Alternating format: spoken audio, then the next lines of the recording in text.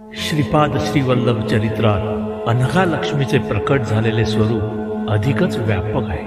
श्रीपाद श्रीवल्लभ स्वतः म्हणतात, अनघा लक्ष्मीचा अनघ हे माझे दत्त स्वरूप आहे। अर्थातच श्री दत्तमूर्ती ही त्रिगुणात्मक त्रैमूर्ती आहे। तिच्या ठिकाणी ब्रह्मा, विष्णू, महेश हे तीनही देव व त्यांच्या शक्ती एकवटलेल्या आहेत।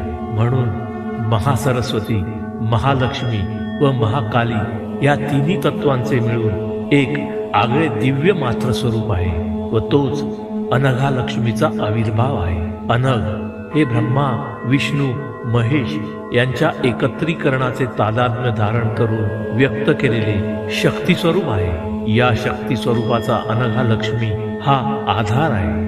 ती एक दिव्य शक्ती आहे। या दिव्य शक्तीला अनघ देवाने वामभागी धारण केले आहे।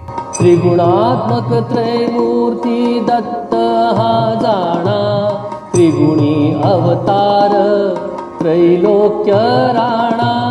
नेती नेती शब्द नये अनुमाना, सुरवर मुनिजन योगी समाधी नय ध्याना। त्रिगुणात्मक त्रैमूर्ती